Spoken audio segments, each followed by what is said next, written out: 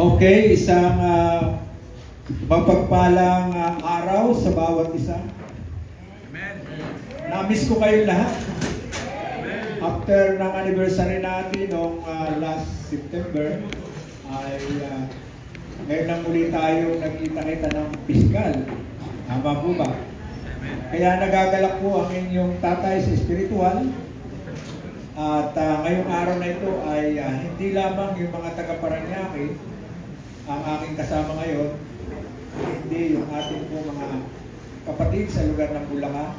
Palakpakan natin sila. At gayon din naman ang ating mga kapatid sa lugar ng Santo Tomas, Batangas, kung dito ako nagkakamali. At sa lahat po na naririto ngayon ay napakabuti ng Diyos. Gaya ng mensahe ng awit, habang kasama natin ang Panginoong Hesus, wala tayong dapat ipangawa.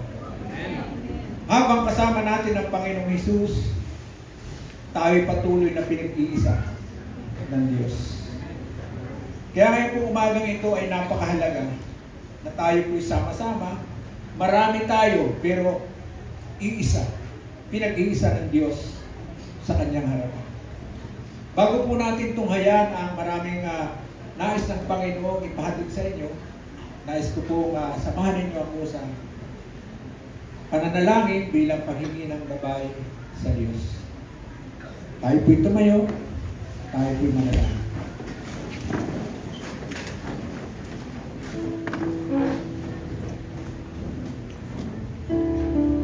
Hallelujah. Minsan pa ang manaming Diyos ng mga pangyarihan sa lahat. Muli po namin ipinagkakatiwala sa iyo ang araw na ito, ang oras na ito, na kung saan ay pinagtagpo-tagpo mo kami upang kami maging isa sa iyong harapan. Salamat sa Panginoong Hesus. Ang bugtong na anak mo na ibinigay sa amin, sapagkat sa pamagitan niya ay patuloy kami na nagkakaisa, nagiging isa sa paglilingkod sa iyo. Kaya o Diyos, salamat, maraming salamat po. Maraming salamat, Banal na Espiritu, sa patuloy mong pagsubaybay sa bawat sa amin. Salamat, Panginoong Hesus, na hindi mo kami iniiwan, hindi binibabayaan, dahil ikaw ang pinagkaloob sa amin ng Diyos na mga pangyarihan. Salamat po at tayo po hinilig sa umaga nito na ikaw po ang patuloy na mangusap sa puso, sa isip ng bawat isang mga narito. In Jesus Christ's name, in Jesus Christ's name, lahat tayo magsabi na Amen.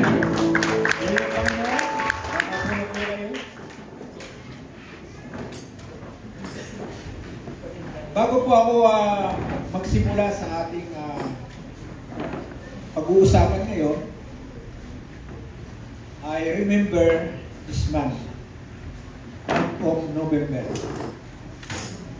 At yung date, 26, ito po ay masasabi kong very memorable sa buhay ko. Way back 6 years ago, ako po ay nasa Mindanao noon for mission. At siguro po almost mga 3 days or 2 days, nakararating ko lang doon. Pero mayroon pong isang balita na nakarating sa akin na sad news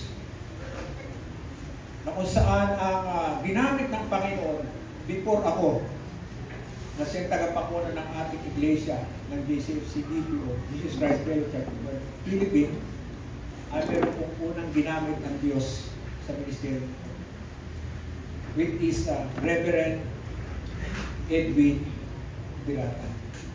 At yung sad news nga pong yun ay namaalam na po siya, nakasama natin. Nung buwan ng November, At ang date po ay 26. Kaya ngayon po ay ito po ay commemoration ng kanyang paglisan sa mundong ito na ating kinautulan. Now, bakit ko po binigyan ito ng halaga? Kasi kagabi po ay patuloy na akong ini-impress ng Panginoon. Almost hindi po ako nakatulog dahil pinag-pray ko sa Panginoon na ang mensahe niya ay mabigyan ng pinakamahalagang antas ng pagpupuri sa Kanya at pagkilala sa Kanya. Ngayon ay in a moment, nais kong sa inyong kinaupuan, magbigay tayo ng isang honorary sa ating late Reverend Edwin Espirata. Marahil ang iba po sa inyo ay hindi siya personal na nakita o maaaring kilala. Pero alam ko na marami sa atin dito ay nakakakilala sa kanya. Kaya mag-isip po tayo ng magagandang bagay na kasama natin ang ating reverendo. Yung magaganda lang, huwag na yung pangit. Yung mabubuti, huwag na yung hindi mabuti. I-address natin na ang pagpapatuloy natin ng ating ginagawa ngayong paglilingkod ay kanyang sinimulan. At tayo ngayon ay pinagpapatuloy ng Diyos bilang iisa sa layunin na kanyang iniwan. So in a moment, magkaroon po tayo ng katahimikan at isipin natin yung magandang bagay. Pagkatapos po niyan ay ating ipag-pray ng ministry ng Jesus Christ Fellowship ay magpatuloy hanggang dulo na kanilban ng Panginoon.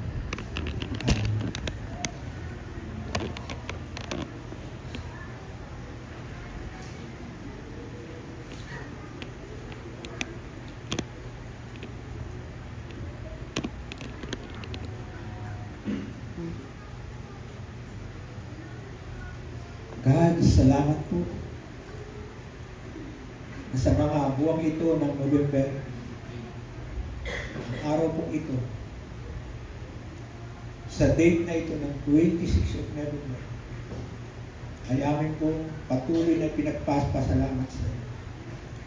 Dahil dito po namin maalaala ulit ang kabutihan mo kung saan pinangunahan ng lingkod mo ang ministeryo nito ng Jesus Christ Fellowship Church of God Philippines sa katauhan ng aming namayapa Reverend Edwin S. Espirata. God, patuloy mo pong ipaunawa sa amin. Alalahanin namin yung mabubuting mga bagay na nangyari at naganap nang kami po ay kasama niya. Yung pagtatagumpay ay patuloy po namin makanta hanggang sa dulo ng aming pong paglilingkod. Kalaki po nito ang aming dalangin sa kanyang mga naiwan. Ang kanyang asawa, Sister Lloyda Birata, ang kanyang anak, Sister Luina. God, patuloy mo pong kilusin ang bawat puso nila, ang bawat isipan nila, na mahalaga sa buhay ng bawat isa kung paano ginamit siya habang siya ay narito sa mundo ito at naglilingkod sa iyo. Gayon din o Diyos, pagkaisahin mo kami sa lahat ng bagay sa paglilingkod sa iyo. Salamat po o Diyos, at aangkin po namin ng lahat ng ito ay pinagkaloob mo sa amin. In Jesus Christ's name. In Jesus Christ's name. Lahat po tayo magsabi na Amen. Purihin ang Panginoon at okay, tayo po magsisimula na sa isang bagay na malaga. Alam ko po na itong buwang ito ng November ay sabi nating polluted na tayo sa ating napapakinggan. Pero bagamat polluted na tayo sa ating napapakinggan, mahalagang mahalaga yung ating napapakinggan. Amen? Kasi meron pong tema ang church po natin dito ngayon. This November ay nabanggit na sa amin ni Reverend Chris. And luckily, ay yung pagpunta ko dito ay unexpected. Na ito pala ay isa sa mga tinatawag nating centralized fellowship. Bulacan, Paranaque, at Batangas. Sabi ko nakaka-amaze dahil yung will ng Panginoon ay nangyari. Na ako bilang tumatayo na tatay ng ka-espiritual sa ating iglesia, ay mamit ko kayo. At kanina pa po akong umaga dyan, kaya namit ko din yung first service natin. At maaaring yung iba ay naka-online ngayon. So, ibig sabihin ay yung gusto ng Panginoon, yung mensahe ng Diyos ngayon sa atin, ay hindi lamang iilan, kung hindi marami ang makakapakinig at maunawaan nila yung mga bagay na gusto ng Panginoon. Amen? Napakaganda po ng topic about doon sa tema natin. One in Christ. Yan po yung pinakang tema this November. For almost 4 weeks, midweek, morning watch, sa aking pong pag-monitor, kahit di ako kasama, ayun po yung isa sa mga dinidiin o pinag-uusapan o pinag-aaralan na mga ginagamit ng Diyos ng mga tagapagsalita dito. Tulad po kanina, sa first service, yun pa rin ang topic about one in Christ. Kaya, inimpress din ako ng Panginoon kasi yung ibinigay sa akin na before na isi-share ko sa inyo ay maaaring regards dun sa ating tema. Pero ngayon, ay binigyan na po natin ng talagang ika nga ay nakapattern doon sa mission o doon sa ating tema na one in Christ. Hindi kaya kayo may ilip pa? Hello? Kasi yun na naman.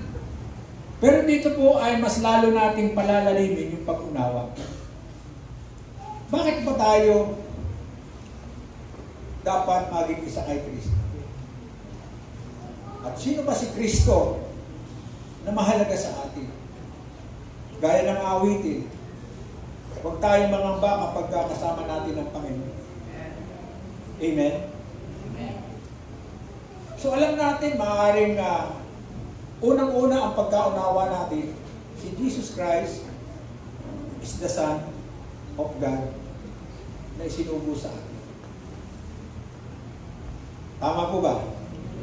Pero ngayon po, dadagdagan pa natin yung mga bagay na yun. But before that, gusto ko i-highlights muna natin yung ating po magiging pag-aaralan ngayon. United in one body. The church, one in Christ. Okay. Let's talk about united. Yung salitang united po ay meron po tayong pinatutungkulan dyan. Pag sinabing united, nagkakaisa o nagkakasama-sama. Tama po ba? Kaya dyan po may kapahayagan na kung saan ay sinasabi ang salitang united. Paki-highlight na para makita rin nila. Ayan. United means made one. Combined, relating to produce by joint action and united effort. So yung pong united, makikita po natin dyan na ito po ay isang bagay na ginawa para magsama-sama. Kaya nga po naalaala ko din yung team natin noong last September, the big one. Yung marami ay pinagiging isa para maging malakas ang pwersa. Kaya sabi ko rito, ito ay relating to or produce by joint action a united effort. Ito po ay pagsasama-sama sa isang pagkilos o paggawa para tayo po ay masabing united in Christ. Amen? Ano pa sinasabi yan? Being in agreement, harmonious, a united family. Tayo po ay pamilya ng Diyos. Kaya maliwanag po na isa yan sa mga mahalaga doon sa salitang united. Meron pa po yan. Ano po yung susunod sa united? Yan. Nagkakaisa. Sama-sama. Tulong-tulong. Hindi po rito kailangan solo ka palagi. Kailangan kung talagang united tayo in one body, nagtutulong-tulong tayo. Nagsasama-sama tayo. At tayo ay nagkakaisa. Maliwanag po ba? So, one in Christ, mahalaga po si Kristo sa buhay natin. Ano pa yung sinasabi riyan sa about united? Next line po. Yung po sinasabi ng Romans chapter 12 verse 5. Ang sabi po diyan, so in Christ we do many form one body, and its member belong to all others. Tayo daw po bilang isang katawan ay nabubuo ng maraming sangkap na ito ay sa isang katawan. Ang pinakamalapit mong example dyan, your body, yung katawan po natin. Sa bawat katawan ng mayroon po tayo, iba-iba yung parts ng body natin. Amen? Naniniwala ba kayo? O do you believe na tayo po ay create ng Diyos sa kanyang image? We are created by God by her image. Marami po ang filosofiya nagsasabi. Pag tinignan ko yung sarili ko sa salamin, ganito pa lang itsura ng Diyos. E paano yan kung hindi gwapo at maganda? Ibig sabihin, pag hindi gwapo, bakit pala Diyos? Amen? Yun po yung nonsense na pagkaunawa ng marami na nilikha ng Diyos. At yan po yung bibigyan natin ng pag-alam sa mga bagay na gusto ng Panginoon. Alam po ba ninyo, isang historical fact, in Genesis chapter 1 verse 26-27, doon nagsimula na nilikha ng Diyos ang mundo. At doon din ng Diyos nilikha ang tao. Pansinin ninyo nang nilikha ng Diyos si Adan. Paano bang nilikha ng Diyos si Adan? Sa pamamagitan ng sabi nga ay lupa o alabo na hinugisan niya. Nilagyan niya ng ilog o lahat ng bahagi at hiningahan ito at nagkaroon ng buhay.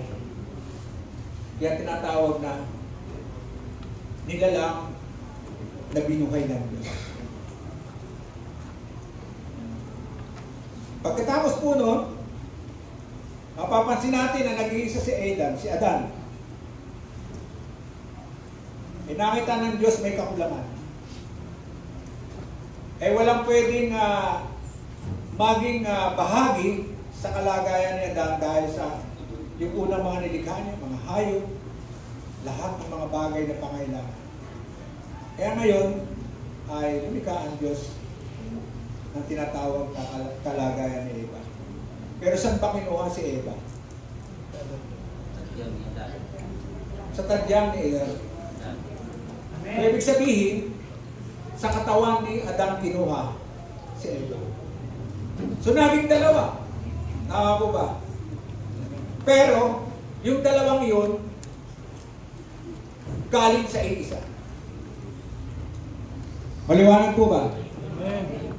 Kaya sa atin din po, bagamat tayo marami, iisa lang tayo sa paningin ng Diyos. Dahil bakit? We are all created by God according to His image. Amen. At ang image kong yun, hindi yung itsura mo. Kung hindi ang image na yun, yung ating bahagi ng katawan, dahil isang katawan natin, lalaki man o babae ka, pero mayroon kang sangkap na pare-pareho.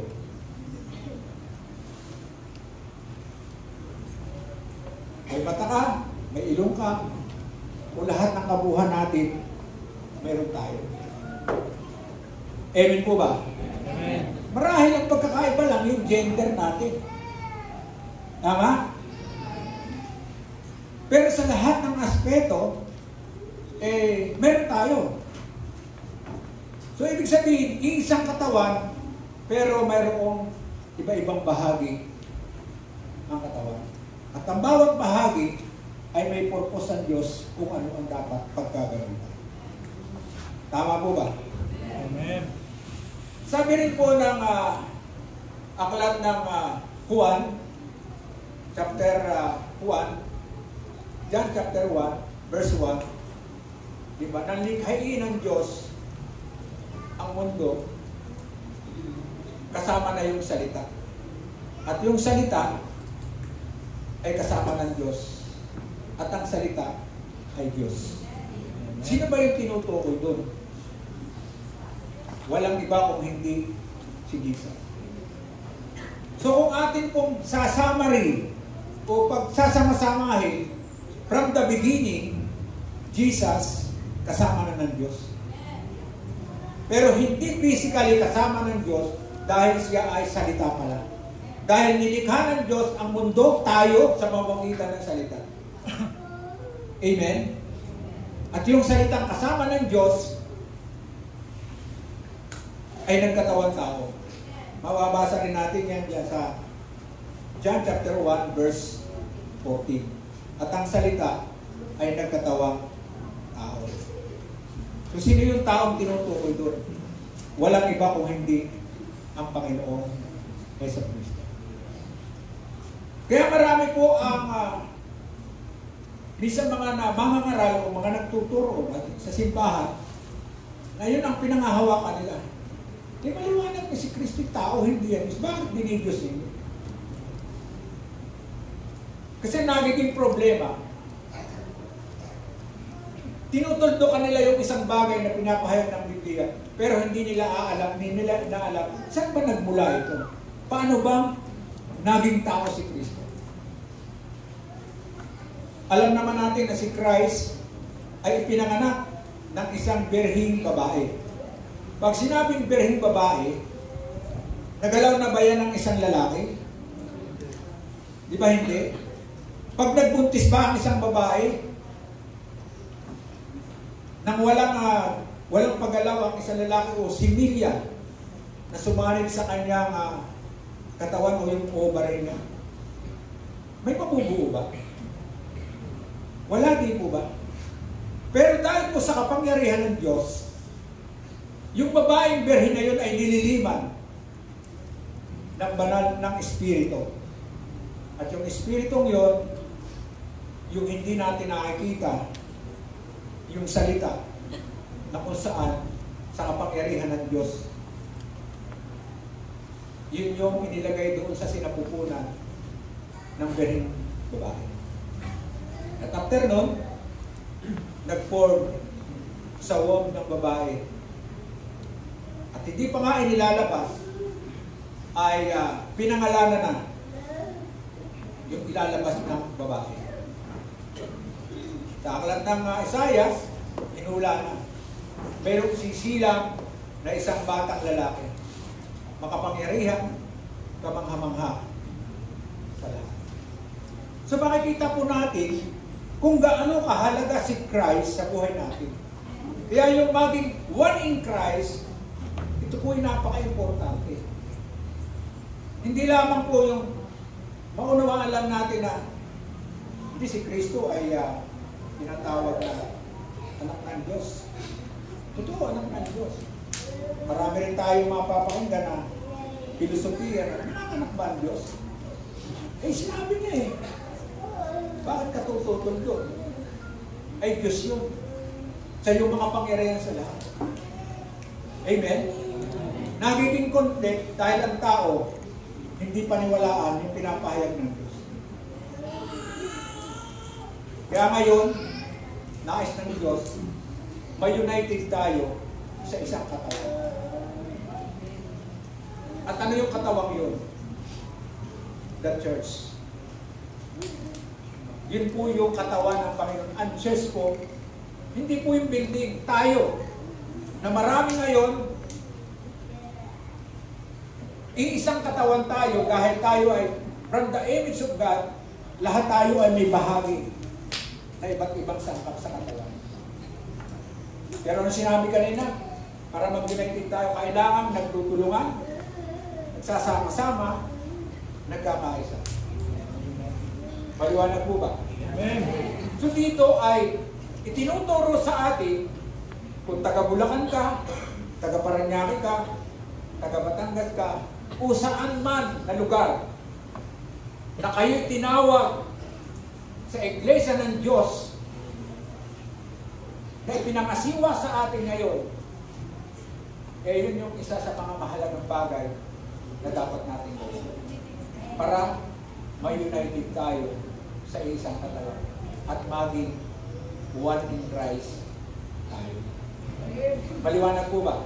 Amen. Kaya napakalaga po eh. Marami po mga teksto tayo mababasa. Pero kapag isa-isa po natin medyo mahaba po yan. Pero sige, i-ano po natin ang mabilis. Next slide na. Okay. Serve well as one body to glorify God. Yan po yung una nating masabi na kailangan natin. Maglingkod tayo ng mabuti o maayos para i-glorify natin, kumalwalhati natin. Kaya po rito, hindi hayahay ang paglilingkod sa Diyos. Hindi yung pag gusto mo lang. Pag ayaw mo, ayaw mo. Kung gusto nating maging one in Christ, united in the body, kailangan maglingkod ka, maglingkod tayo ng mabuti. Tama mo ba? Amen. Hindi po pwede po masunod yung gusto mo, pero hindi mo masusunod yung gusto ng Panginoon. Kaya sabi nga riyan, serve well as one body to glorify God. Hindi tayo naglilingkod ng mabuti dito para kay tatay, para kay Red, para sa family, o kung sino man sa atin. Naglilingkod tayo ng mabuti para mapaluguran natin ang Diyos. Amen. Hindi po'y maliwanag. Kaya kung kayo po ay mayroong minsan ay pagkakataon na yung paglilingkod ninyo ay parang sabi nga ay parang lulubog lilitaw, baguhin mo na yung paglubog. Gawin mo ng palagi nakalitaw ka. Amen. Kailangan visible, hindi invisible. Amen? Amen. Yun po yung dapat nating maunawaan. Hindi madali ang maglingkod. Pero kung tayo po yung makapaglilingkod ng mabuti, ang Diyos po ang napapaluguran natin. Amen? Amen. So napakahalaga po nung ating ginagampanan sa body of Christ. At ang body of Christ is the church. And the church is tayo po yun. The believers in Christ. So kailangan mo yung church, tayo ay maging one in Christ. Tayo ay isa para kay Kristo. Amen. Hindi tayo nagkakabaha-bahagi. Tandaan po natin ang sabi nga ng take note sa 1 Corinthians chapter 1 verse 9. Ang sabi po doon, tapat ang Diyos na tumawag sa atin upang tayo magsama-sama sa kanyang anak na si Jesus. Kaya po, fellowshipping tayo. Yung ginagawa po natin fellowshipping, nagsasama-sama po tayo. Tinawag tayo ng Diyos tapat. Hindi siya nagdadalawang isip kung hindi tapat ng Diyos. Kaya ano sabi ni Apostol Pablo nang tayo tumugod sa panawagan? Kung din sa 1 Corinthians chapter 1 verse 10. Kaya nga, huwag kayong magkakabahabagi. Huwag kayong magkakampi-kampi. Kung hindi magkaisa kayo sa isang pananampalataya, sa isang layunin, at maging sa paghatol. Kaya kung tayo po ay talagang sinasabi natin, we are in one body. We are in one Christ.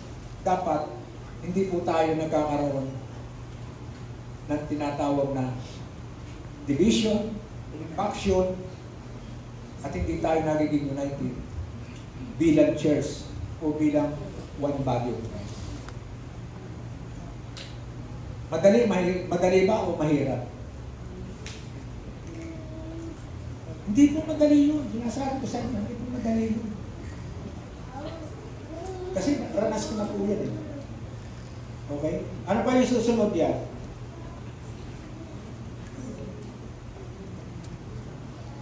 Okay, paki-highlight nga na. Ito yung purpose. Yung pagkakaisa natin, may layunin. May goal tayo. Ano yung purpose niya? Doing our ministry to help the different parts of the body. Kaya nga po, kailangan tutulungan. Ito po yung layunin ng church na ma-united ito bilang isang katawan ng Panginoon. At ito po yung maliwanag. Gawin natin yung ating mga tungkulin o ministry na meron tayo para matulungan din natin ang bawat bahagi na meron tayo. Parang ibig sabihin, kung ikaw ay bahagi ng isang katawan, halimbawa ay yung kamay mo, mayroon sariling function yan. Tama? Kung lahat ng parts ng katawan mo, may function. Pero kailangan ang bawat bahagi nito ay gumagalaw o kumikilos para yung katawan na kanilang pinalalagyan ay magkaroon ng tinatawag na pagpangsyon. Kung isa lang ang magpapangsyon, kulang na makita natin yung katawan natin, maaaring hindi ito akma sa pagiging one body natin. Halimbawa, puro kamay ka lang ng kamay. Hindi kumikilos yung paa mo. Naghahagilap ka lang. Pero kung may kamay ka, may paa ka, lumalakad ka, mahawa ka, may mata ka, tumitingin ka, nakakakita ka, may ilong ka, nakakaamoy ka, may bibig ka, nakapagsasalita ka. Kapag ang bawat sangkap na mayroon ng katawan, lahat ay nagpapangsyon. Ang lalakas, hindi yung isang sangkap, kung hindi ang katawan ng Panginoon. Amen? Amen. Pansinin po ninyo sa body of Christ. Kung kumikilos lamang sa body of Christ ay masabi natin leaders, from pastors to tinatawag natin mga primary. Ay paano kung hindi rin gumagawa yung members bilang members sila? Lalakas ba yung katawan o yung body of Christ? Hindi. Hindi kaya ng isang sangkap na siya lang ang kikilos sa isang katawan na mayroon sila. Tandaan po natin, we are in one body. At ang isang katawan niyan, walang iba kung hindi yung body of Christ. At ang body of Christ na yan, walang iba kung hindi ang church tayo mga believers ang pinakakatawan. Maliwanag po ba? Amen. Nasusundan po ba natin? Amen. Okay.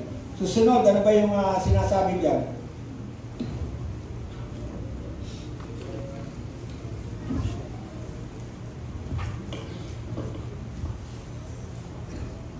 Okay. Yan po yung kapahayagan ng Ephesians chapter 4 verse 16. Kaya kailangan tutulungan.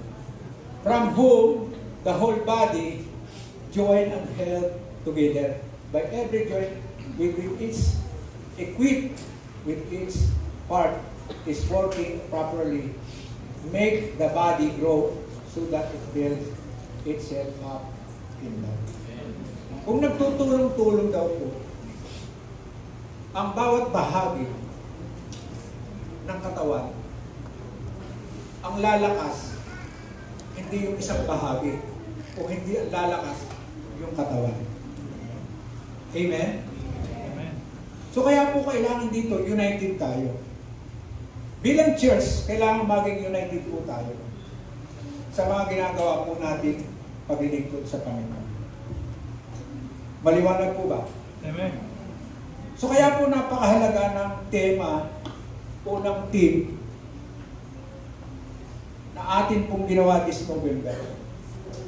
Kahit po yung ulit-ulitin natin, parang yung sinasabi ng 1 Corinthians chapter 13, verse 13. Ang sabi po doon, may pananampalataya, may pag-asa, may pag-ibig. Pero doon sa tatlong yon, sinasabi, the best yung pag-ibig. Amen? Amen. So, ibig sabihin, mayroong bahagi na kailangan nating maging best natin yun. At sa paglilingkod po natin, doon sa mga marami nating napakinggan, hindi tayo dapat manawa, hindi tayo dapat sinasabi nga na, ano ba yan? Palaging yun na naman ang tema. Hindi po. Kasi the best po sa paglilingkod sa Panginoon upang maging united tayo, upang maging one in Christ tayo, is yung tayo po ay iisa sa ating Panginoon Hesus Kristo. Amen? Amen. Maliwanag po ba? Amen. Hindi ba malabo sa inyo? So yan, sinasabi nga na kapag kayo ay naglilingkod tayo sa pamagitan ng pag-ibig ay lumalaki, lumalakas ang katawan na mayroon tayo. Amen? Amen. Ano po yung next line na makikita natin? Roma chapter 12 verse 1. Anong sabi po diyan? Pwede po bang pakibasa? Kaya nga mga kapatid, ako'y nakiusap na ialay ninyo ang inyong sarili bilang isang handog sa buhay, banal at kalugod sa Diyos. Ito ang karapat-dapat na sambahin sa Diyos. Pag sinabi pong pagsamba, gusto kong i-klaro, baka hindi klaro sa iba. Pag sinabi pong pagsamba, hindi lamang po yung paglinggo tayo rito, nagpupuri, nagpipray, nagbibigay. O yung tayo nasa loob ng church, ay sumasamba ako kasi nasa loob ako ng Diyos. Alam ba ninyo na kahit kayo nasa labas, sumasamba rin kayo sa Diyos? Sa paanong paraan? Diba? Ang sabi rito, kaya nga mga kapatid, alang-alang sa masaganang habag ng Diyos sa atin, ako'y nakikiusap sa ialay ninyo. Pag sinabing ialay, i-offer ninyo sarili ninyo. Bilang isang haing buhay.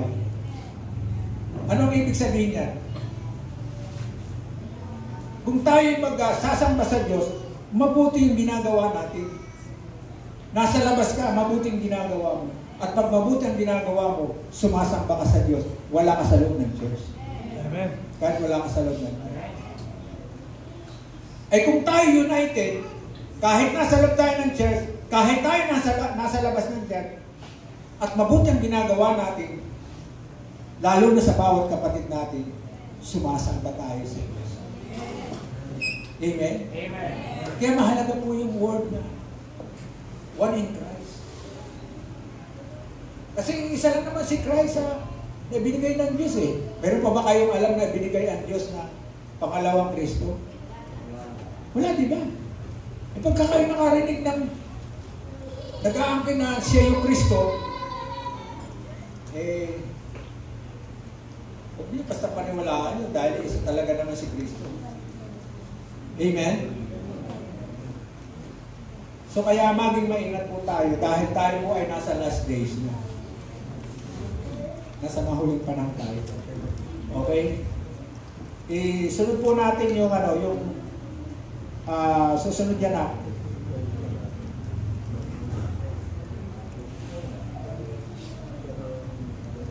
Doon tayo sa purpose natin. Ay, sa point number 1.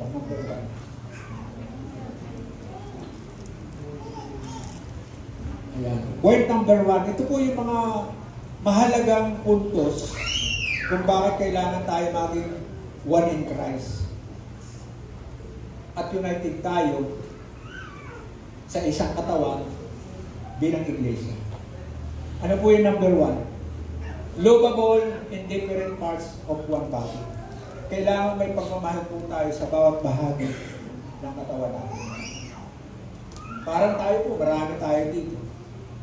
Kailangan mapagmahal tayo sa isa't isa. Kaya yung mga mayroong samaan ng loob dyan, kung mayroon man, bago po tayo lumabas ng church, lapitan natin. Kung sila nakagawa ng kasalanan, alam mo, kung ikaw mismo ang nakagawa ng kasalanan, alam mo, forgiveness ang kailangan. Amen? Dahil sa forgiveness na yun, yung pagmamahal mo, pagmamahalan ninyo, ay binabahagi na kung saan maging mapagmahal tayo sa bawat bahagi ng ating katawan. Amen? Kung pamilya ka na narito ngayon, baka kagabi, nagkatampuhan kayo ng misis mo. Unang anak mo. Pero magkakasama kayo ngayon. Doon po pumapasok yung salitang hypocrites. Nagpapaimbabaw kayo. Hindi totoo yung pagsamba ninyo sa Diyos. Kasi inaharap ninyo ang sarili ninyo, hindi ka aya-aya. Kasi bakit? Mayroong damdaming hindi mabuti mismo sa kapamilya. Amen? Amen. Ngayon din sa atin. Hindi naman tayo magkakapamilya, isang bahay. Baka naman nagkakaroon tayo ng samahan ng loob. Tandaan po natin, we are one family in Christ. Amen. Kung tayo may sariling pamilya, tayo ay isang pamilya ng Diyos. Hindi lang tayo isang pamilya ng isang tatay at nanay, kundi tayo ay pamilya ng Diyos. Amen. Amen. Kaya anong sabi diyan? Maging mapagmahal tayo sa bawat bahagi ng katawan. Amen? Amen. So wala po rito, sabi nga kanina ni nag-preacher natin na yung love unconditional. Hindi yung kaya mamahalin mo lang, may pakinabang. Hindi kaya mo lang mamahalin dahil always na nag-iintriga. Amen? Hindi kaya mo lang mamahalin kasi palagi kang binibigyan ng pasalubong. Hindi ka lang nagmamahal dahil kung kung ano yung hiningi mo, nabibigay sa iyo. Amen? Hindi po dapat ang conditional. Ano yung point number 2? Okay. Ito tayo sa number 2 para mabilis tayo. Serve well for the benefits of one body. Kaya yung purpose po natin, makapaglingkod tayo ng mabuti. Kasi bakit? Kailangan tayo makapaglingkod dahil may benepisyo sa isang katawan na binigay sa atin ng Panginoon. Ano yung mga benepisyo nyo? Serve well for the benefits of one body. Ano ba yung mga benepisyo nyo? Bilang isang katawan. Pakita nga natin, ano ba yung mga benepisyo mo kapag tayo ay naglingkod ng Panginoon?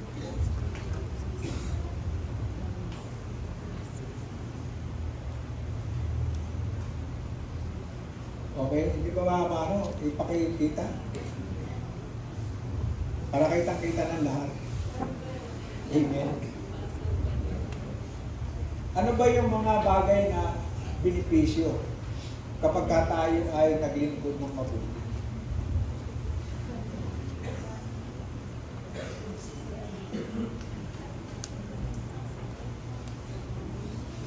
Okay. Nakita na po natin. Ayan. Serve well for the benefits of one body. Unang-una po ay sabi nga ng aklat ng 12 verse 1 to 2, yung binasa natin kanina. Kapag naglingkod tayo ng tapat sa Diyos, ano sabi diyan? Kaya nga mga kapatid, alang-alang sa masaganang habag ng Diyos, sa atin, ako'y nakikiusap na ialay ninyo ang inyong sarili bilang isang handog na buhay, banal at kalulod-lulod sa Diyos. Yung pong salitang pagsamba ay bahagi ito ng tinatawag na paglilingkod. Yun po ay ika nga ay another meaning ng salitang paglilingkod. Yung pagsamba. Kaya nga po, sabi ng Bible huwag kang sasamba sa Diyos-Diyosan. Kasi pagka sumamba ka, pinaglilingkuran mo. Tama? Di ba yung mga rebulto? Paano mo sasambahin yun? Pupunasan mo yan. Ahawakan mo yan. Ibig sabihin talagang ginagawa mo para malinis mo yan. Yan po ay form of pagsamba.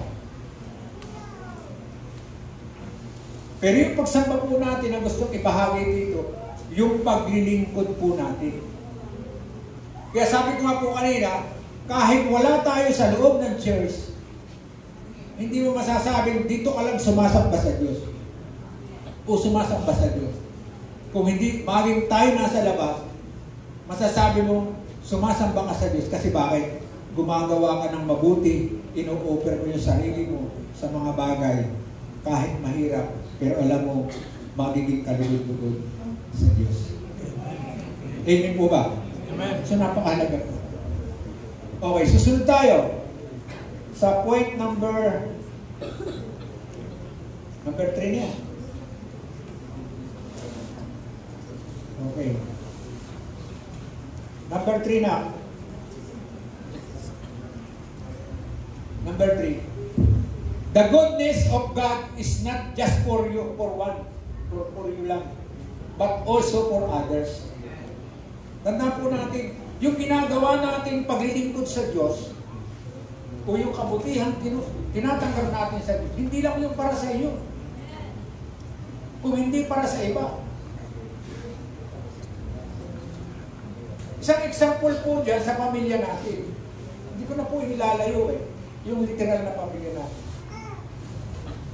Kung tumatanggap ka ng kabutihan ng Diyos, huwag mong isipin na bahala sila. Kasama po dapat sila kasi pamilya natin sila. Amen? Amen. Kung gusto mo ba na tumatanggap ka ng kabutihan ng Diyos, tapos yung pamilya mo o kapamilya mo ay hindi tumatanggap, okay lang ba sa iyo? Okay ba yung nakikinabang ka sa biyaya ng Diyos pero yung kasama mo wala namang biyaya ng Diyos? Di ba hindi? Gusto natin lahat tayo all out tayo. Tama po ba? Kaya bilang isang church, kapag tumanggap tayo ng biyaya ng Diyos, hindi lang para sa iyo, kung hindi sa bawat isa. Pansinin ninyo, kapag tayo nagbibigay, financially, hindi naman lahat nakakapagbigay, di ba? O nakakapagbigay ba? Hindi naman equal May malaki, may tama lang, may maliit, at maaaring mas may maliit. Pero bakit nagagawa natin yun? Kasi alam natin yung kabutihan ng Diyos ay hindi lang sa iyo, kundi para sa isa. Kaya ano nangyayari? Yung kabuuhan na ginagawa natin dito, maliit man, malaki man, ang naiambag mo. Kung tayo isang church, kung tayo ay one body, kapag kaya po pinagsama-sama natin, hindi ang natutulungan lang yung nagbigay ng malaki. Amen? Amen? Kung hindi lahat ay nakikinawa. Tama po ba? Amen. Kaya pagdating sa kabutihan ng Diyos, isipin natin na kung tayo mga sarili, ibahagi natin. Tama po ba? Amen. Kaya nga sabi ng Bible, di ba? Mas mapalad yung nagbibigay kaysa tumatanggap. Amen. Bakit kaya mas mapalad yung nagbibigay?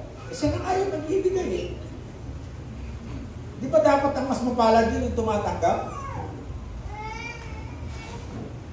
Sa pagkaunawang hindi unawa talaga, yun ang ibig sabihin nila. Pero sa pagkaunawa natin na tayo tumanggap ng kabutihan ng Diyos, mas mapalad tayo ng bibigay kaysa tumatanggap. Bakit? Kaya ka nagbibigay kahit pinagpapala ka ng Diyos eh. May binibigay ka eh. Tama? Kaya nakakapagbigay ka pa eh. Paano yung hindi nagbibigay? Wala siyang. May bibigay. Pag sinabi ko lang ibibigay, wala ko yung pagpapala. Tama po ba? Amen. So para pagpalain din natin yung wala, kailangan tayo mayroon, pagpalain din natin sila. Maliwanag po ba? Amen. Kaya nga sinasabi rin, yung kabutihan ng Diyos ay hindi lang para sa atin o sa isa individual, kung hindi para sa iba. Huwag na natin nga ano yun sa pinansyal. Spiritual na lang. O pamilya na naman ang example ko. Kung tatay ka o nanay ka, para yung mga anak mo. Gusto bang ikaw lamang lumaligtas at makaalam ng katotohanan na siyang mga pagpapalaya sa iyo? Vice versa. Anak ka. Tatay mo, magulang mo. Wala sa paglilingkod. Hindi alam. Gusto mo bang mapahamak ang magulang mo? And vice versa. Hindi, di ba? Kaya dapat natin gawin. Kung ikay nauna bilang anak ka, kung ikay naging una bilang magulang ka, ibahagi mo yung biyaya na natanggap mo doon mismo sa kasamahan. Amen? Amen. Hindi yung bahala ka dyan, ay tigas ng ulo mo eh. Sinasabi ko na sa inyo, bawal ito, hindi nakalulugod sa Panginoon. Sige pa rin ang sige. Bahala ka na. Basta ako, lingkod lang sa Panginoon. Yun po yung nagiging, hindi tayo nagiging united at one body sa Panginoon. Amen. Amen. So ano po yung sinasabi ng talata diyan sa okay, i-lip muna natin yan sa number 4. Kasi alam natin yung talata rin nasa Romans chapter 12 verse 5. Yung number 4 po, receive the individual gifts through the goodness of God. Lahat po tayo, yung bahagi natin, meron pong mabuting dahilan kung bakit ibinigay sa atin ito. Yung mata mo kaya ibinigay yan, yung mata natin kaya ibinigay yan para makakita ka. Amen. Tama? Amen. Mabuti ba yung ibinigay ng Diyos? Amen. Mabuti. Kaya ka binigyan ng paa para makapaglakad ka. Mabuti ba o hindi? Mabuti. Binigyan na ka ng tenga para makarinig ka, mabuti ba o hindi? So, ibig sabihin, lahat ng mga ibinigay ng Diyos sa atin, tinanggap natin individual, bilang kaloob niya ay mabuti. Amen. Tama? Paano kung yung inilagay sa iyo ay puwet ka? Mabuti ba yun? Parang ayaw ninyo. Pero hindi ninyo alam, mabuti lahat yun eh. Kung wala kang puwet, hindi ka makakaupo dyan. Tama? So, ibig sabihin, lahat ng bawat bahagi ng katawan ay mabuti. Tandaan po natin yan. Tulad rin po ng sinasabi rito sa Roma chapter 12, verse 6 to 8. Atin na pong i-summarize. Unang-una, binabahagi po riyan na. Sinasabi riyan na, tayo po ay makapagbahagi ng kabutihan ng Diyos. Share the gospel. Baba mo na. Para hindi tayo masyadong mahaba po yan. Doon muna tayo sa ano ba yung dapat nating gawin mo sa mga bagay na inilagay sa ating kabutihan. Number 1 is share the gospel. Magbahagi tayo ng Ebanghelyo ng Panginoon. Kaya bakit tayo may training? Bakit tayo nag-aaral? Para makapagbahagi tayo ng salita. Bakit importante ang salita ng Diyos sa atin? Para alam natin kung ano yung ibabahagi natin. Mahirap magbahagi na wala ka namang alam doon sa binabahagi mo. Tama mali? Kaya maliwanag, mahalaga po, hindi pinababayaan ang makinig, bumasa, at tumupad ng salita ng Diyos. At isa pa, kailangan natin araw at gabi pinagbubulay-bulay natin ang salita ng Diyos. Amen. Amen. Ano yung sinasabi pa riyan? Serve the church o serve in the church. Naglilingkod po tayo sa church, hindi rito sa building. Naglilingkod tayo sa isa't siya bilang tayo po ay body of Christ. Amen? Amen. Ang bawat isa sa atin kailangan naglilingkod tayo bilang church po tayo. Kung nakikita natin nanghihina yung kapatid natin, anong gagawin natin? Idadaon pa natin? Kung nakikita natin may problema yung kapatid natin, hayaan na lang natin. Maglingkod ka tayo sa kanila. Magpayo tayo. I-pacify natin. I-comfort natin. Amen? Kasi church tayo eh. Tama po ba? Number 3, teaching. Kaya nga may pagtuturo eh. Ano yung ituturo natin? Yung sarili nating kaalaman? Hindi po. Ang sabi ng Bible, 2 Timothy chapter 3, ang salita ng Diyos ay pinasihan niya na magagamit sa pagtuturo, sa pagsansala, sa pagtutuwid, at tamang pamumuhay. Saan tayo gagamit? Saan tayo kukuha ng ituturo? Sa sinasabi ng Ebanghelyo. Kasi bakit? Yung Biblia, yung salita ng Diyos, pinasihan niya. Amen? Amen? Kaya mahalaga po yung nag-aaral. Tinuturuan tayo. Pangapat, strengthen o palakasin natin. Nakita natin mahiga. Palakasin natin.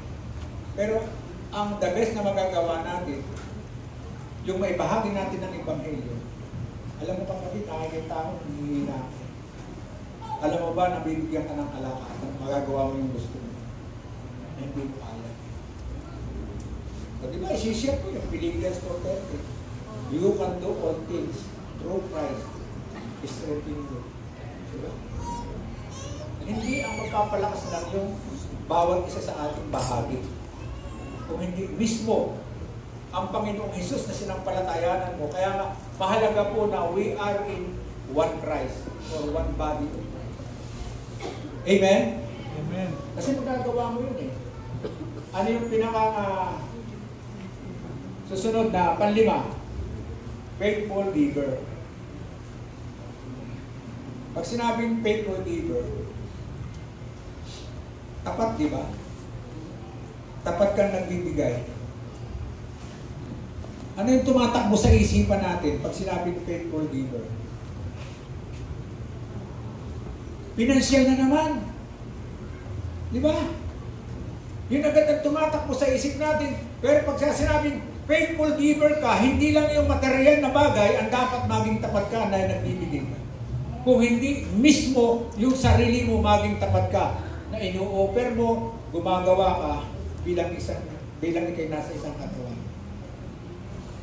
Halimbawa, disciple ka o ikangay workers ka. Tapat kang magbigay sa Panginoon kung sinusunod mo yung dapat mong gawin. Halimbawa, cell group. O nag-schedule ka na cell group sa ganitong araw, kaya hindi ka tapat. Hahayaan mo yung cell group.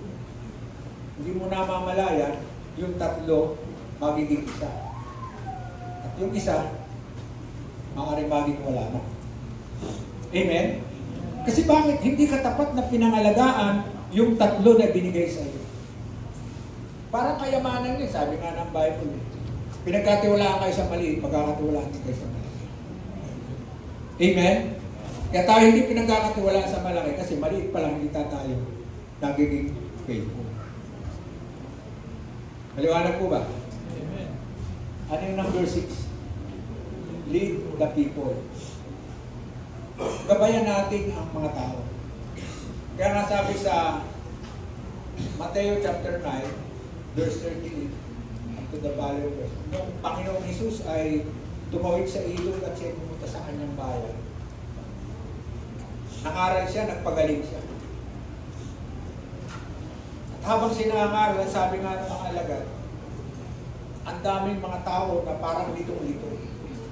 Na tila baga, walang mga pastol na nangangalan. Kaya ano sabi ng Panginoon? Manalangin kayo na magdala ng mga ani. Sapagkat marami ang aanihin, ngunit kukunti ang manggagawa. Ano ang relevant sa atin ngayon bilang one body tayo ng isang church? Maaaring marami kayo ngayon dito ng mga workers. Pero ang tanong, lahat ba may concern sa mga tao na nakikita lang natin na parang tupang ligaw? O baka mismo sa loob ng bahay natin, may tupang ligaw na rin. Hinahayaan lang natin. Amen? So kailangan po yung concern natin na sinasabi nga na ma-elite natin yung people para maging one body or one in Christ tayo sa paglilingkod. Amen? Okay. Yan po yung mababasa ninyo sa Roma chapter 12 verse 6-8. Ilip na po natin yan. Kasi kung gagawin natin mga bagay na yan, yan ang sabi dyan,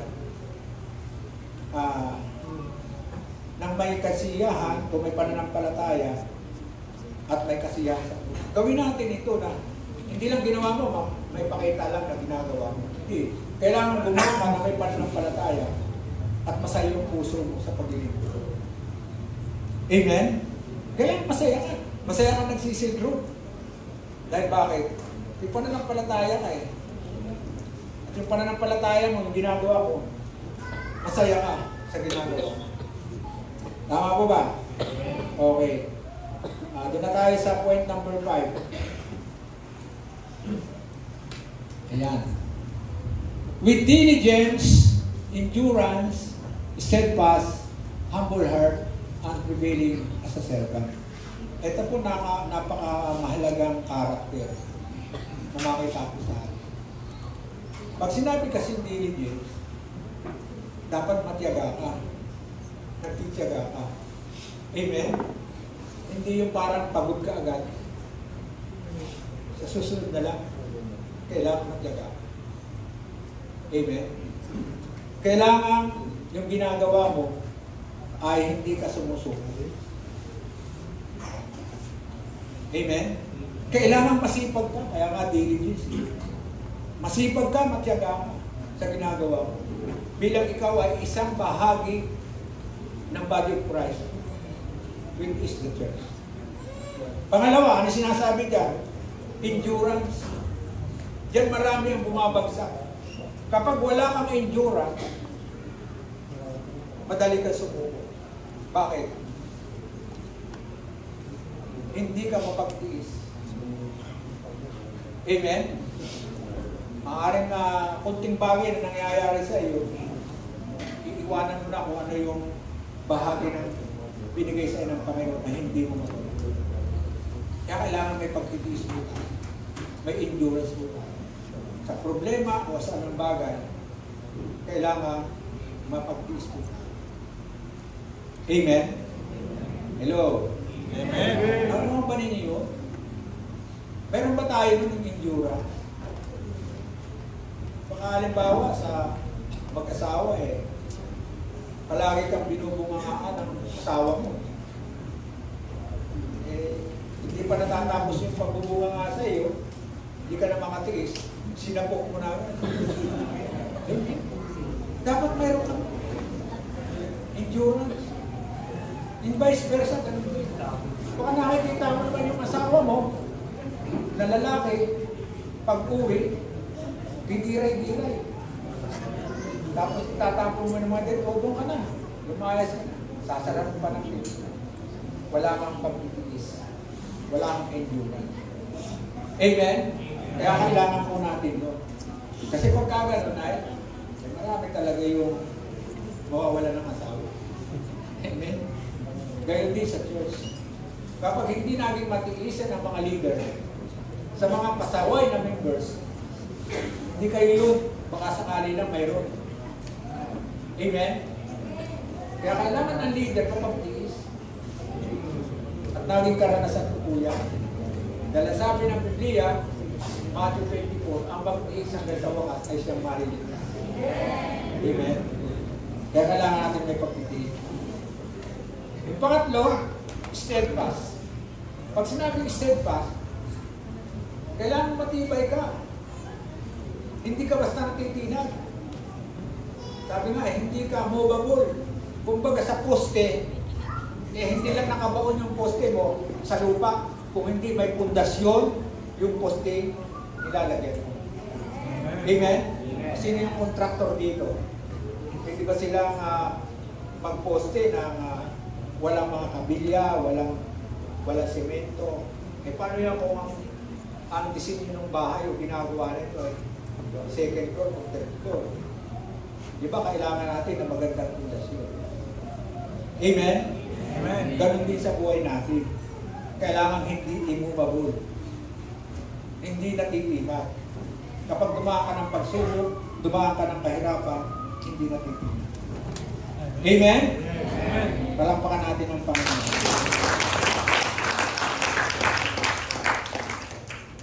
Yung pang-apat, dito maraming nalalaglag dito. Yung humbleness. Ang hirap yata magpakumbaba. Di paano yan kung inaargabyado ka na? Alam mo, mali na siya, pero papakumbaba ka ba? Di ba ang hirap? Pero kailangan maging karakter natin na be humble sa buhay natin. Bilang isang church tayo or body. Lalo na po sa paglilingkod natin. Ay kung hindi humble ang mga leader ninyo, paano mananatili ang leader ninyo? Or manatili man, nandoon nangyayari yung mga murmuring na naririnig natin. And that is, hindi kasama yan sa masasabi natin, we are in one body, or we are united in one body. Amen. Dapat wala po yun. Kaya kailangan yung humbleness, vice versa, leaders or members, meron po tayo. Amen? Amen. Mahalaga po yung humbleness. Yung sinasabi ng sa number 5, prevailing. Pag sinabing prevailing, ito po ay hindi humihinto, nagpapatuloy. Ano man ang nangyayari sa ginagawa kong paglilingkod, mahirap ng madali, tuloy lang ang paglilingkod. Kaya nga sabi nga ay, ang pagtiis hanggang sa wakas ay isang maliligtas.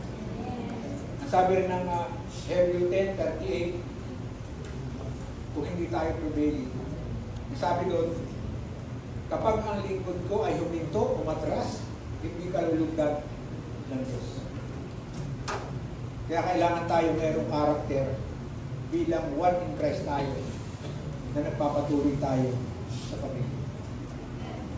Amen po ba? Amen. So kaya nga po, maging masipag tayo, maging diligence tayo. Kailangan tayo ay may endurance. kailangan tayo may steadfast character. Kailangan meron tayong prevailing character. Amen? Meron na po bang natututuhan tayo? Amen. Hindi pumunta na tayo sa conclusion. Pag sinabing conclusion, anong ibig sabihin nun? Hello? Magtatapos na tayo. Amen.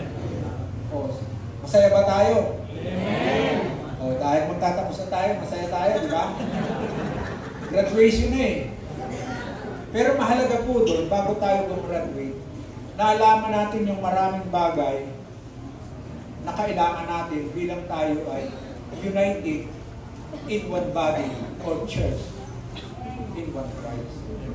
Amen? Mahalaga po yun. Kaya ano po ang sinasabi ng conclusion natin? Ito po ay sinasabi nga ng 1 Corinthians chapter 1 verse 9.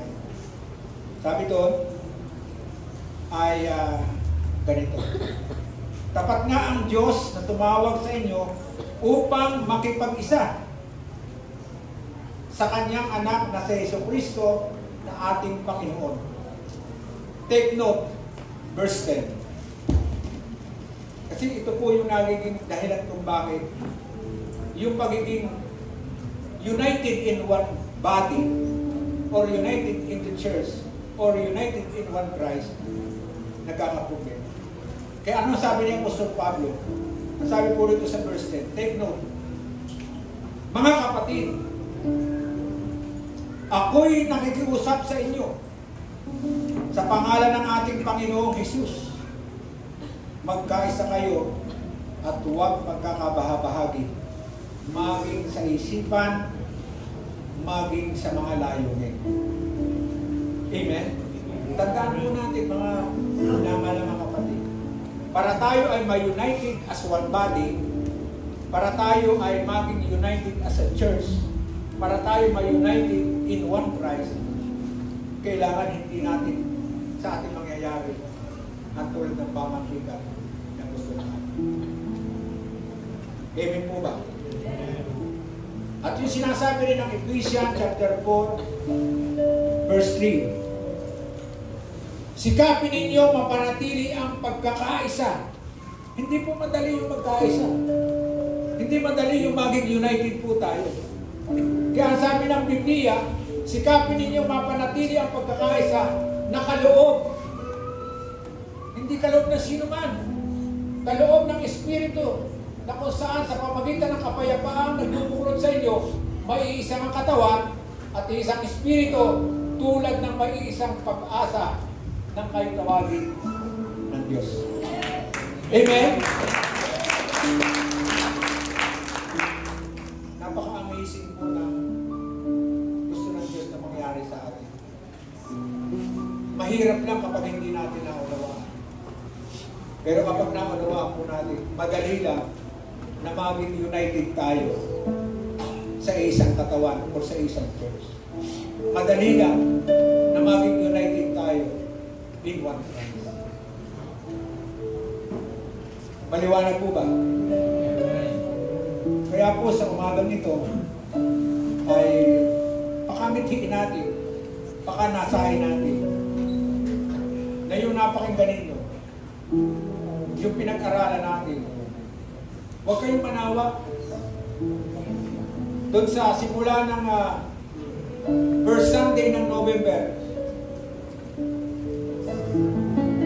first midweek ng November, hanggang 4th Sunday ng November, at 4th midweek ng November, bagay sa mga morning watch na ginagawa ninyo. Huwag kayong manawa sa salitang napapakinggan na maging one in Christ tayo, maging united tayo in Christ. Amen? Lahat po na niyan ay kailangan natin. Kaya sa umaga nito, yun po yung hilingin natin sa Diyos. Hindi madali po sa isang church yung salitang united. Hindi madali po sa isang church na maging isa tayo sa layunin. Pero kung ang mga bagay na ito ay naunawaan natin, hindi po mahirap nangyari sa akin. Kaya nahaya ko po kayo tumayo. Tayo po magpasalamat sa Diyos.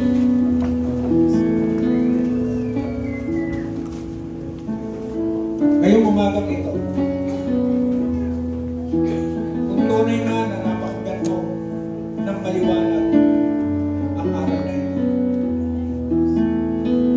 kung tunay na nais mo na makipag-isa, na maging isa sa isang layunin na binigay ng Diyos, yung mga bagay na hindi nararapat sa karakter mo, sa karakter ng isang Kristiyano, yung bunga ng laman natin na siyang umiiral, kaya nawawala tayo sa form of one body. Yung bawat bahagi natin na hindi gumagalaw o hindi kumikilos at ilan lamang ang kumikilos, hindi lumalakas ang katawan na mayroon tayo. Tandaan natin na tayo ay nasa isang puno at tayo yung mga sanga na kung tayo hiwalay sa puno, kailanman hindi tayo magbubunga. Kaya sa umagang ito, isipin mo yung mabuting bagay na gusto ng Panginoon sa buhay mo, sa buhay natin, sa church natin, sa community natin, na yung plano ng Diyos, yung goal ng Diyos na gusto natin gawin ay ganapin natin. Hindi ayon sa kalooban natin, hindi sa gusto natin, kung hindi sa gusto ng Diyos, ang lahat ng ito ay mangyari at maganap sa atin. Sama-sama tayo sumuko sa Panginoon. Itaas natin ang ating mga kamay bilang tanda ng pagsuko. Aminin mo ng may pagkapakumbabaan kung ano man yung alam mo sa sarili mo na nagkulang ka, nagkasala ka. Sa pagtaas ng kamay, isuko mo. Kung may mga damdamin ka sa kapwa mo, pamilya mo, kung sino man, nararito ngayon. Magpatawad ka. Magpakumbaba ka. Huwag mong pagpatigasin ng iyong mga puso. Kung hindi, bigyan ng kalayaan na ang Diyos ang siyang manahan sa iyong pagkatao. Ang banal na Espiritu ang siyang mangusap sa iyo na lahat ng mga kabigatan, lahat ng sakit, physically and spiritually, lahat ng problema sa oras na ito, maging isa tayo. Iisa ang magagamot natin. Iisa ang Panginoon natin. Iisa ang katawan tayo sa pangalan ng ating Panginoon. Oh, hallelujah, hallelujah. Glory to Jesus. Habang nakataas ang iyong mga kamay, huwag kang mahiya sa sarili mo. Sarili mo yan. Isuko mo sa Panginoon. Sumunod ka sa maiksing panalangin mo. Panginoong Jesus, nais ko pong maging isa sa iyo. Maging kaisa mo. Alam ko po na walang maililihim ka o maililihim kami sa iyo. Lahat ay halal. Kaya ako, na nagkulang, nagkasala, ay humihingi sa iyo ng kapatawaran. Humihingi po ako ng patawad. At kung ako man po ay nagkasala sa kapwa ko, humihingi din po ako ng kapatawaran. At kung nagkasala po siya sa akin, binibigyan ko lang po siya ng kapatawaran. God, alam po namin na hindi madali ang aming ginagawang paglilingkod sa iyo. Ngunit kung kami maglilingkod ng may katapatan, ngunit kung kami ay magsusurrender na aming mga buhay, alam po namin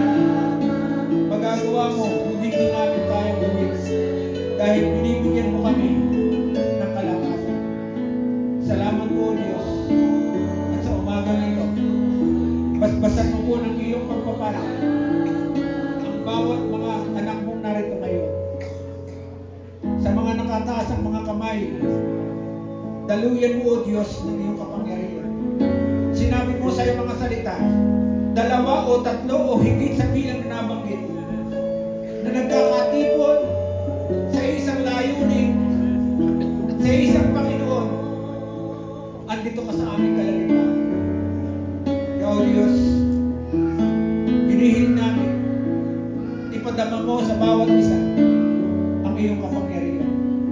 Abutin mo po sila dahil alam namin na mahaba ang iyong mga kamay at kaya mo abutin ang bawat isa sa aming narinig. God, dalangin po namin na patuloy na magkaroon ng united as one ang iglesia nito na pinagkatiwala mo sa amin, ang Jesus Christ Fellowship Church of God Philippines. Hindi lang kami rito sa Parañaque, O Diyos, bagay sa iba't ibang mga local churches namin, sa iba't ibang lugar namin, sa bansa namin, O Diyos. Dalangin namin, O Diyos, ang JCF Mindanao, sa lugar ng Sultan Kudarat, sa lugar ng Quirino, sa lugar ng North Cotabato, gayon din, O Diyos, sa lugar ng Mindoro, sa Oriental Mindoro, sa lugar ng San Isidoro, gayon din, O Diyos, sa lugar ng Rizal, sa Montalban, sa lugar po ng Cavite, sa Tansa, sa Magallanes, sa lugar po ng Bulacan, sa Valenzuela, gayon din po sa aming bagong bukas na outreach doon sa Giginto, Bulacan. Gayon din, O Diyos, sa lugar ng Batangas. God, ikaw po ang patuloy na kumilos sa buhay ng bawat magagawang mga. Sa lugar dito, sa lugar ng Parañaque,